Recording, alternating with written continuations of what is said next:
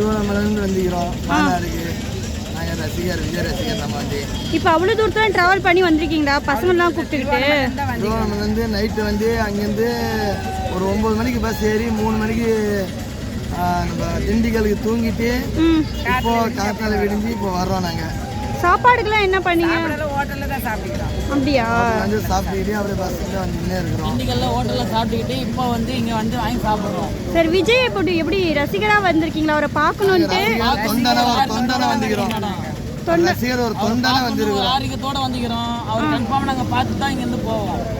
இவ்வளோ கூட்டம் இவ்வளோ இருக்க ஏற்பாடு எப்படி உங்களுக்கு? புதுசில் போனால் கூட நாங்கள் விஜய் ரசிகரை பார்த்துட்டு தான் போவோம். விஜய் அங்கே பார்த்துட்டு தான் போவோம். நாங்கள் இவ்வளோ குழந்தை குட்டி எதுக்கு வந்துக்கிறோன்னா நாங்கள் விஜய் பார்த்துட்டு தான் போவோம். விஜய் சொல்லியிருக்காருல குழந்தைனா கூப்பிட்டு வராதீங்க.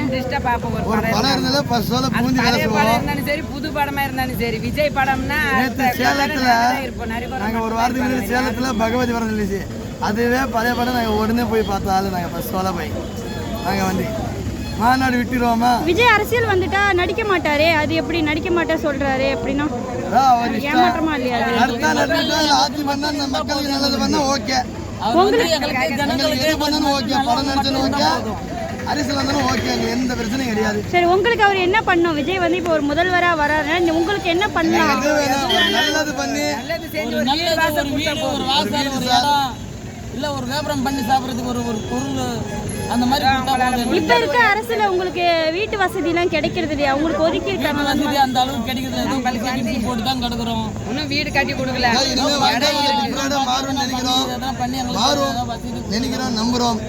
எங்க தளபதி இருக்கிறாரு, எந்த பயம் இல்லை. இருக்கும்போது நல்லது பண்ணிட்டு இருந்தாரு, அம்மா இருக்கும்போது நல்லது பண்ணிட்டு இருந்தாங்க. இப்போ விஜய் நம்புறோம். எங்களுக்கு எது செஞ்சாலும் விஜய் நல்லதா செய்யட்டும். இப்போ அவரை நம்பிக்கிறோம். அவரு எங்களுக்கு நல்லது பண்ணித்தான் ஆகணும்.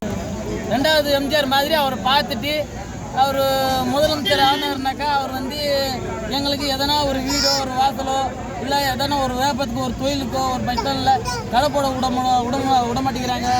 அப்படியே எங்களுக்கு உரிமையோடு எங்களுக்கு வியாபாரம் பண்ணுறதுக்கு எங்களுக்கு விஜய் எங்கள் அண்ணன் ஆதரவு கொடுக்கணும்.